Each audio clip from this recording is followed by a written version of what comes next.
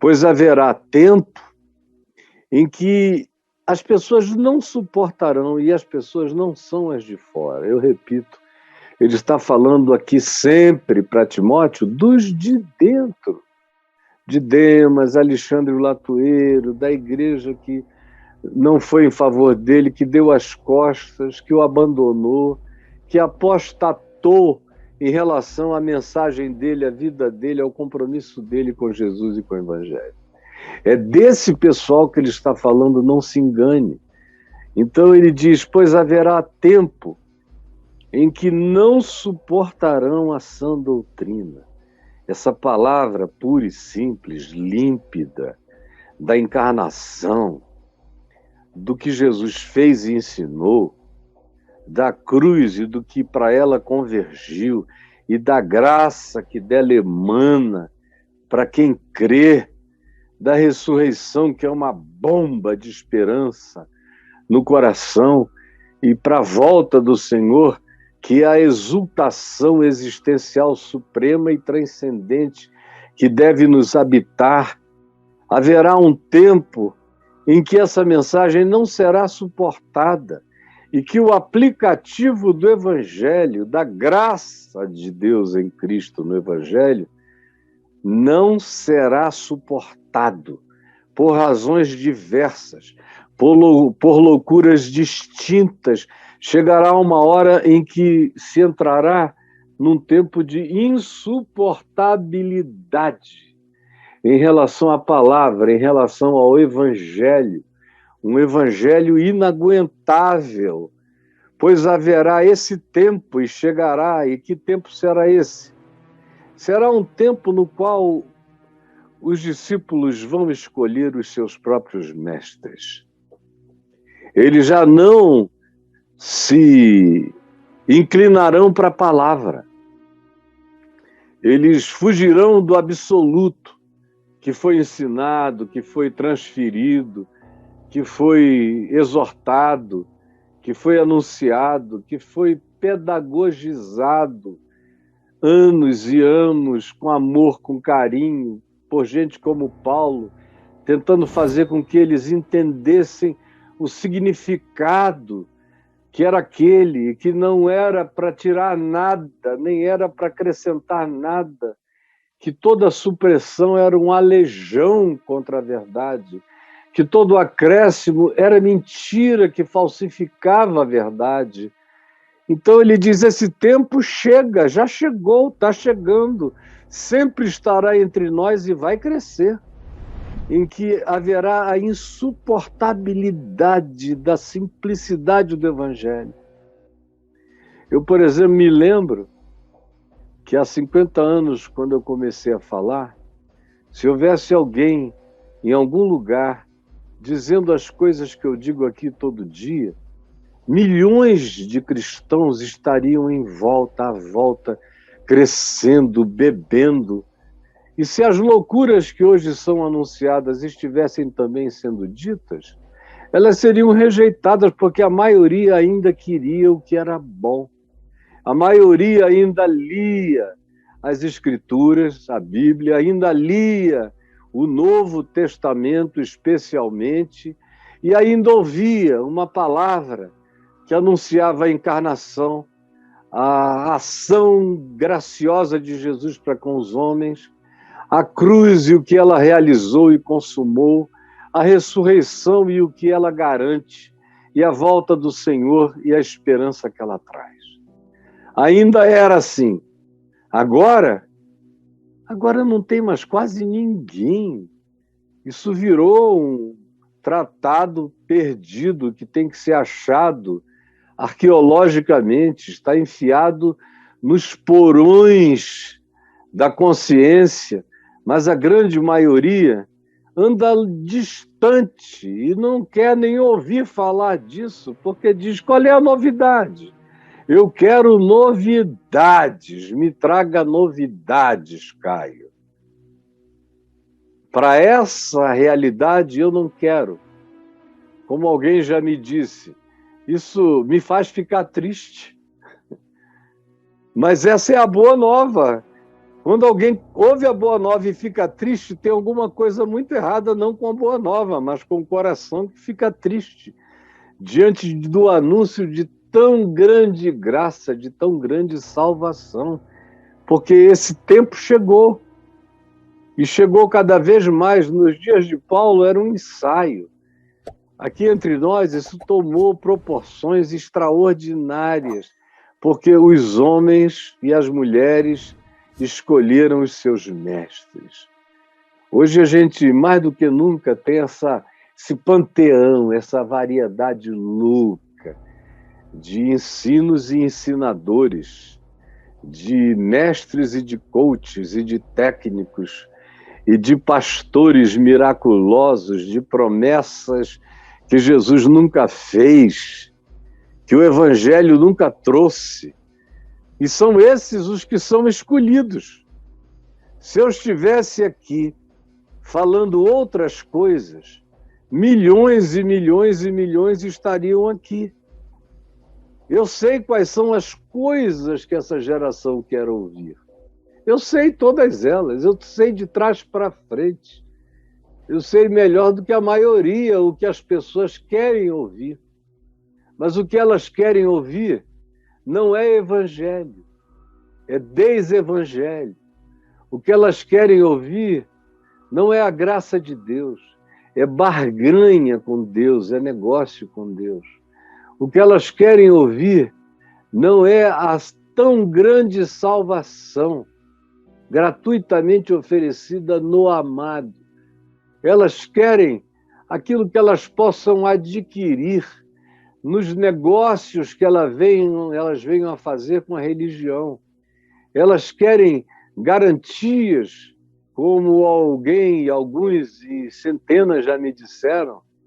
Uma das últimas vezes eu até ri muito, porque foi um comediante conversando comigo, que falou, olha, eu quero me converter, mas quando eu me converter, eu não quero me converter num evangelho assim, bom como esse seu, cheio de amor, de graça e compaixão. No dia que eu for me converter, eu quero me converter no cacete. Eu fiquei ouvindo aquilo com a vontade de perguntar a ele se ele tinha alguma compulsão masoquista, se ele gostava de apanhar, se ele gostava de um dominador sobre ele, qual era a dele. Porque Jesus disse, vinde a mim e achareis descanso, não porrada. Vinde a mim e tereis descanso para as vossas almas, não tormento.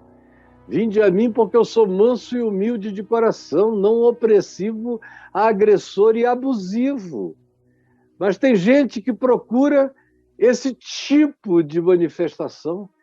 Milhares de pessoas me disseram a vida inteira, escuta, o que eu devo fazer agora que você tirou todo aquele peso de mim? Eu não sei viver sem peso.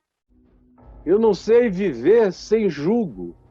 Eu não sei viver sem alguém com a coleira em mim, dizendo vai para a direita, vai para a esquerda, vai em frente, faz isso e faz aquilo. Tanto é que o Braulio, quando chegou aqui até o dia de hoje, uma das coisas que mais o chocavam era aquela história que ainda se repete até os nossos dias, do pessoal chegar para mim e perguntar, Caio, o que eu faço? Posso sexo anal? Posso sexo oral? Posso vinho? Posso cerveja? Posso dançar? Porque as pessoas ficaram completamente lesadas mentalmente e estão acostumadas a serem conduzidos sobre ordens de um amestrador que não ensina ninguém a liberdade, nem o caminho da autodeterminação segundo a percepção, a leitura, a consciência e a demonstração do e no Evangelho. Tem medo de decidir, de escolher. Não gostam da liberdade que a graça de Deus dá.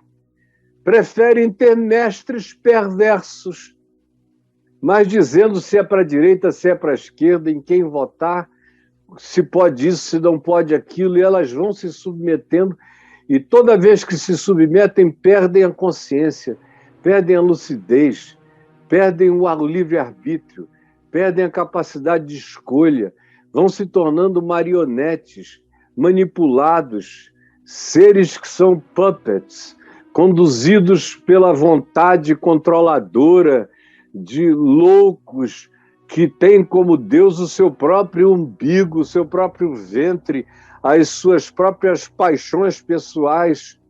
Sim, chegará o tempo em que se cercarão desse tipo de mestres.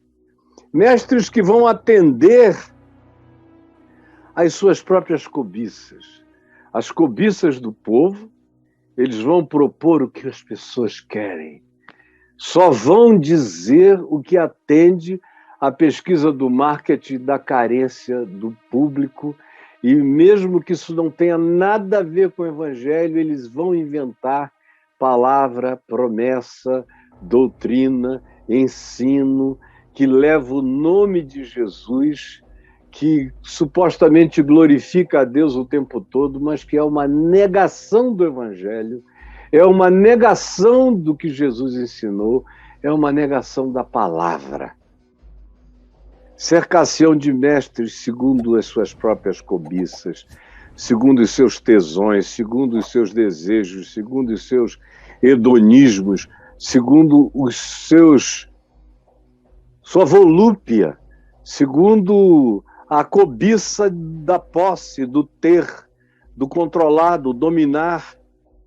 E sim, porque quando eles ouvem a palavra simples, pura do Evangelho, eles sentem um desconforto insuportável.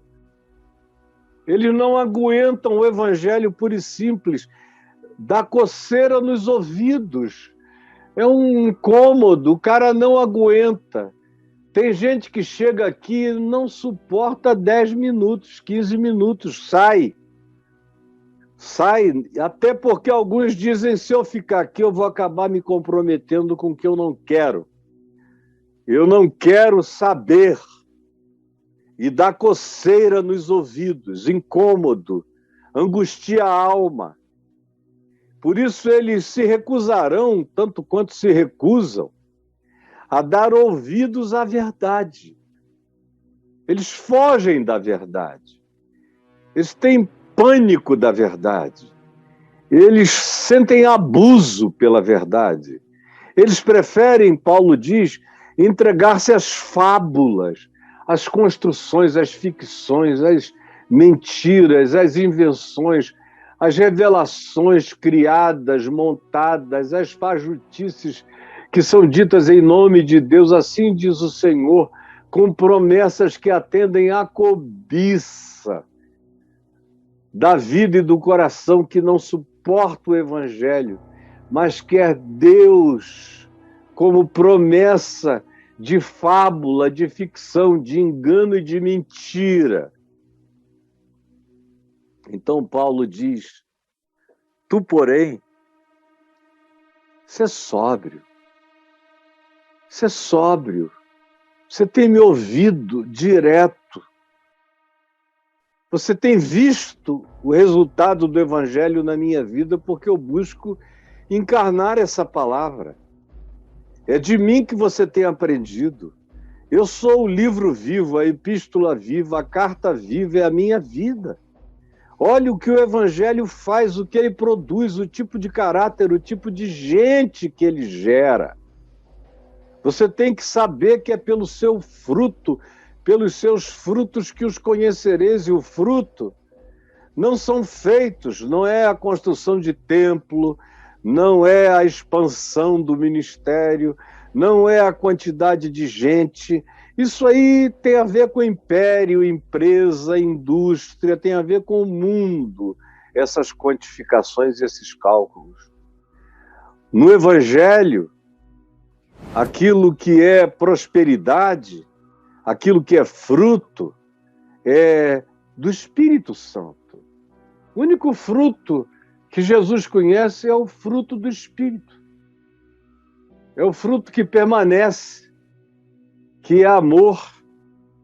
Amor não romântico, amor vivido, praticado, tocado, amor solidário, Amor que não foge, não vira as costas e não vira o rosto ao próximo.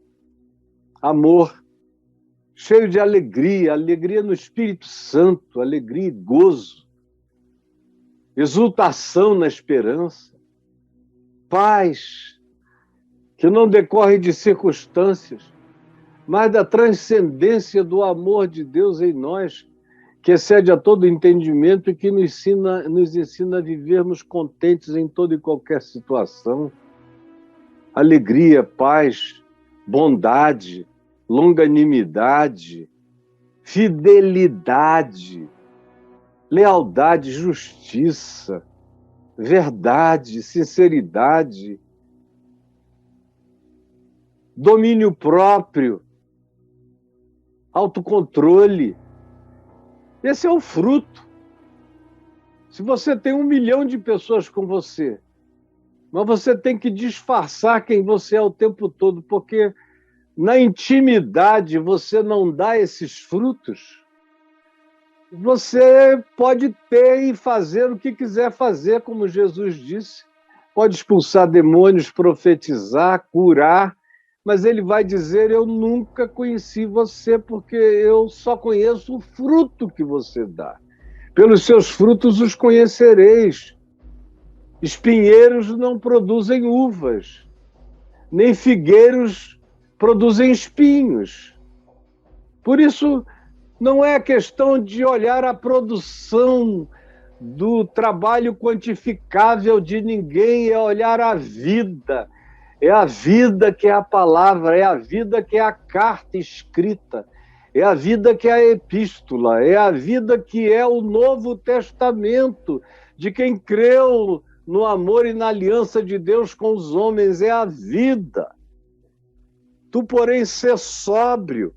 Por isso, o primeiro apelo é para o caráter, para a mente, para a lucidez, para a atitude, para a sobriedade em todas as coisas, para a perseverança, para não ficar preocupado quanto a ficar só ou não ficar só, se tem muita gente contigo ou não, se são em seu favor ou contra você. Suporta as aflições, suporta a perseguição, suporta a contradição, suporta a rejeição, suporta a gozação, suporta o fazer pouco deles. E enquanto isso, faz o trabalho de um evangelista, de quem anuncia a boa nova do evangelho. Prega as pautas de Jesus, a mensagem de Jesus, e encarna isso. Cumpre cabalmente, plenamente, encarnadamente, integralmente o teu chamado, a tua vida, o teu ministério, porque os tempos são esses. As pessoas sentem coceira no ouvido, como Demas, que não aguentava mais e resolveu ir embora, como Alexandre o Latueiro, para quem a palavra do Evangelho se transformou numa coisa insuportável, para tantos outros que, quando me viram aqui presos, no apagar das luzes, disseram: isso tudo não era bem assim, quem sabe Paulo se equivocou, e começaram a encontrar outras alternativas, outros caminhos, os desvios, a tirar coisas, a acrescentar coisas, a tentar fazer com que o Evangelho fosse adaptável para o contexto, para aquela hora, diminuindo o escândalo da palavra, o escândalo dessa prática, o escândalo do chamado desse amor que quer ser encarnado, vivido, que quer sofrer as consequências de andar com Jesus, que não tem medo de segui-lo, que não fica medindo quais serão as consequências, que aceita as implicações, que não olha para trás, que não vira mulher de Ló, que não sente saudade de Sodoma nem de Gomorra, e nem tampouco de qualquer outra coisa, não sente saudade do Egito, nem sente saudade das tábuas da lei, não sente saudade de nada. Em Cristo encontrou o abraço eterno, a promessa eterna de vida, de ressurreição, de esperança, de invencibilidade, de vitória, de tornar-se mais do que vencedor pela frutuosidade que decorre da experiência do amor de Deus em nós. O que nos torna também pessoas para além do medo, para além do pânico, para além de qualquer que seja o temor de ficar só, de ser minoria. Como eu tenho dito a vocês, quem não estiver preparado para ser minoria, não está preparado para ser de Jesus.